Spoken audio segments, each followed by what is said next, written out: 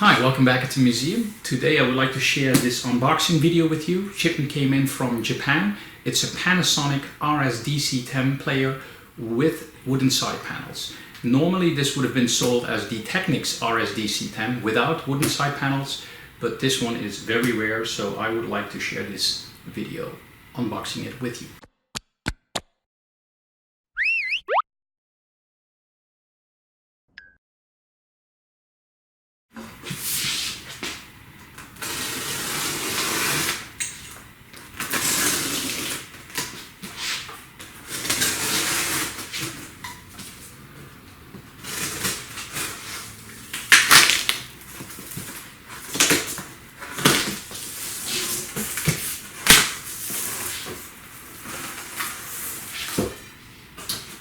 Very well packed. Let's open up the second box.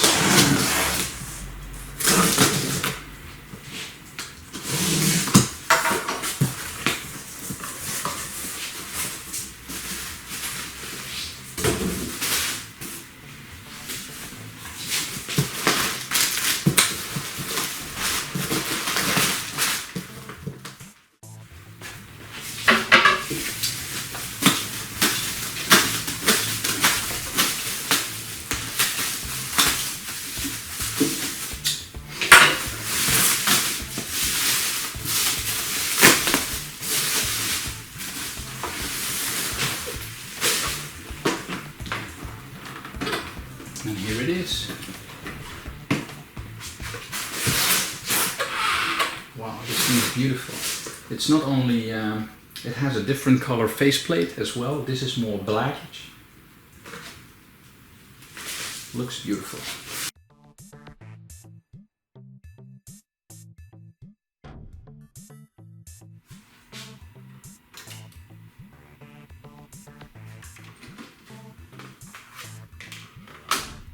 Let's try to see if we have some sound. First we put in a DCC tape. Only side A plays correctly. There is no sound when switching to side B. In my neck, but like you asked, I did listen to your song.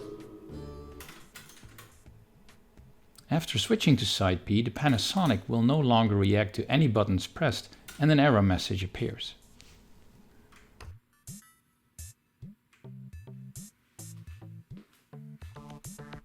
Since the Panasonic definitely needs to be serviced, we remove the lid to take a peek. The inside is 100% the same as the Technics RS-DC10 and a Philips DCC900. Playing back now is an analog tape, resulting in little to no output. We remove the mechanism and boards to start with the replacement of the faulty SMD capacitors.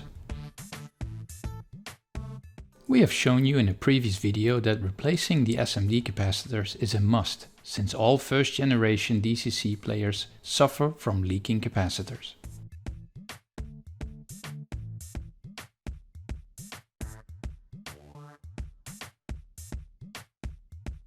Further visual inspection shows that someone did try to adjust the player's head. We often see this as previous owners hope to resolve playback issues this way, but it should never be attempted. You can see here that the head is tilted and not aligned.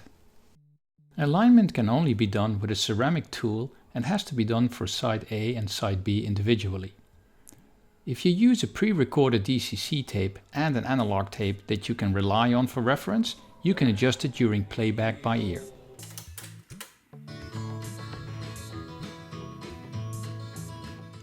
Both DCC and analog are performing beautifully after the alignment and recap.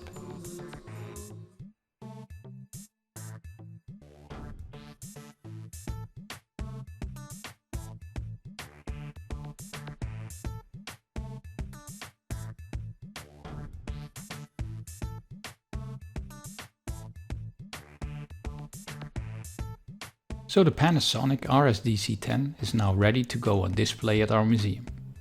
See you next time.